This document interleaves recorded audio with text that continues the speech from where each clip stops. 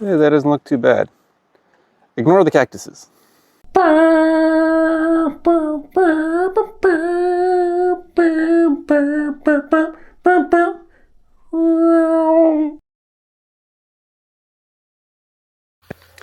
Alright, so I didn't record myself digging out this first initial trench, and that was because I didn't really have to dig anything out. There were already things in the dirt, and I just removed them, so there wasn't a whole lot of digging there.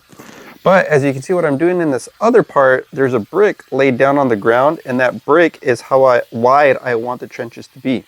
So what I did was that I took my hose and I put it on the jet stream setting, and then I actually made a pretty good groove in the dirt, so that way I was able to just follow that line when I started digging. Once I started digging, I used this lawn edging shovel to get down deeper into the ground. And then once I had the lines that I wanted, then at that point I started using a regular shovel to loosen up the ground and start taking all the dirt out from the trench that I wanted to dig. Once I had all the dirt out, I used this brick again because this brick has the right width of the trench that I want. So I would just kind of scrape it back and forth and try to get the ground as even as possible, and also to kind of scrape up whatever other bits of loose dirt that I had around in the trench. Once the trench was ready to go, I lined up a couple of bags of gravel next to it, and I cut those open and I laid them out next to the trench, so that way I had a rough estimate of how many bags I was going to need. And it also makes it a lot easier just to pour the gravel right over the edge into the trench. So the reason for using gravel there's a couple of purposes for it. First off, it provides drainage, so that way whenever there's water, the water doesn't just pool on or around the pavers. It actually seeps down into the gravel. And then the other thing is that the gravel provides a more stable foundation for the pavers, so that way minimizes the amount of shifting that can occur with the pavers over time. After I've put all the gravel down into the trench, what I did was that I took that same brick and I just started tamping it down, because I want this layer of gravel to be as flat as possible, so that way when I put in the sand will be nice and level, and then once the sand's nice and level, then the pavers will be nice and level, so that way I don't have any uneven surfaces. So this is now the next day, and I already had all the pavers in place. So I just repeated the exact same process, but this time with the leveling sand. So the purpose of the leveling sand is that it makes the surface a lot smoother, and it allows you to shift the pavers around so that way they sit better on the ground. The reason you want to be able to do that, the reason you want to avoid as many low spots and high spots, is because the pavers can break if they're not making full contact with the ground. Once I had all the dirt in the trench, I just kind of started moving it around with my hand, getting it even as best I could, moving the sand around so that way I'm trying to remove as many high spots and fill in as many low spots as possible.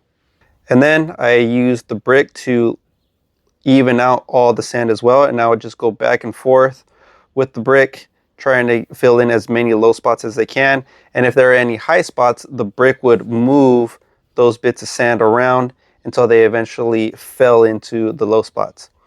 I would also pat down the sand, and this would help with compacting the sand to create a nice solid base for when I am ready to put the pavers down. So now I have my pavers. Technically they're cat blocks, but I like to use them as pavers. And here what I did is that as I lay it down, if I feel any shifting, like any spots that kind of dip down, or if there's any wiggling around, I'll move the paver back and forth until I get a nice flat even surface and I get good contact on all four corners of the paver. Once I found that paver to be nice and solid, I would just repeat the process and go ahead and start doing it for the rest of the pavers all the way down the trench. And throughout this entire process, some pavers I would add extra sand underneath them, other pavers I would remove sand. The goal again was to be sure that all four corners of the pavers made good solid contact with the ground before moving on to the next paver, and to also be sure that each paver is level with each other. At this point, it got kind of dark on me, but I had a little bit of a timeline to finish this project. So what I'm doing now is that I'm just putting some polymeric sand in between the joints of the pavers. So the polymeric sand will help adhere the pavers to each other, and by adhering the pavers to each other, it will also help the pavers from shifting around over time as well. Once I had all the joints filled, then I just went around with a brush and I brushed away the excess, and also to kind of help brush in some spots that didn't get filled in too properly. All right, and once I had all the polymeric sand in the joints, I would just mist the pavers very lightly, very quickly.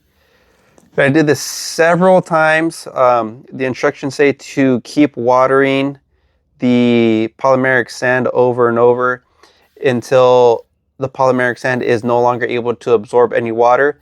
And if you see foam start to build up, that's when you've reached the limit, and that's when to stop watering them. It takes about 24 hours for the polymeric sand to fully harden. All right, so now it's the next day, and what I'm doing here is that I did a dry fit of all the cinder blocks, as you can see. So now that I know that everything fits well and I have all my measurements right, I went ahead and just used some Loctite 3X adhesive, which is a really strong construction adhesive. And if you see, the cinder blocks don't fully set on the pavers. They're a little bit recessed. Only the front part of the cinder blocks actually sits on the pavers. So I would only put adhesive on that front strip. And then I would also put adhesive on the side of just one of the pavers. So that way when I roll them back into place, there's adhesive on the bottom, and there's adhesive, eventually there will be adhesive on both sides of each paver.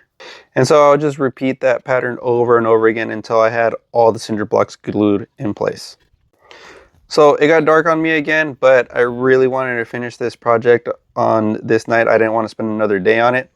So here I did a dry fit for all the caps, but there were some that I needed to cut out. So here you can see I'm measuring it out, and I had to cut it in half. So I'm just making sure that I have my measurements correct. I use the speed square to mark the center of the brick. The center of the cap. And I also use my measuring tape to make sure that I have my lines centered from both sides of the cap.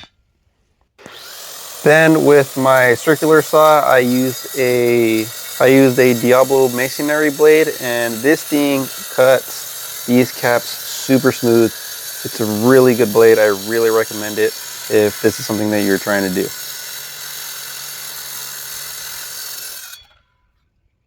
All right, so now that I have all my measurements and everything dry fits really well, I just went around.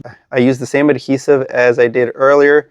I put them on top of all of the cinder blocks, and then I just laid the caps on top. And then as I went around, I would also put adhesive in between the butt joints, or the end-to-end joints of all the caps. And then just like everything else, I repeated the process over and over until I had finished all the caps. So it's the next day, and some of the adhesive had oozed out.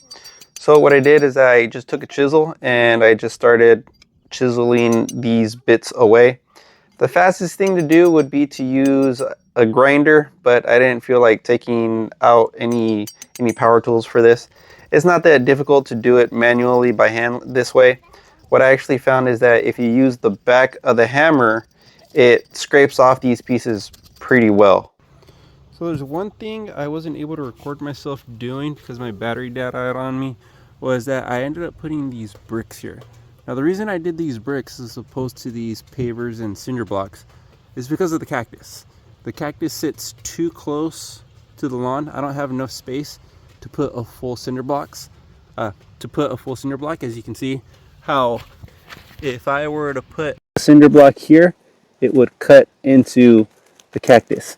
So I ended up just putting these bricks here because they were thinner, and that way they wouldn't interfere with the base of the cactus. And the reason I stacked them in this orientation was because this is simply the way that they fit the best without having any gaps. As far as gluing them goes, I'll just glue them together on one side each, one at a time. So nothing complicated there.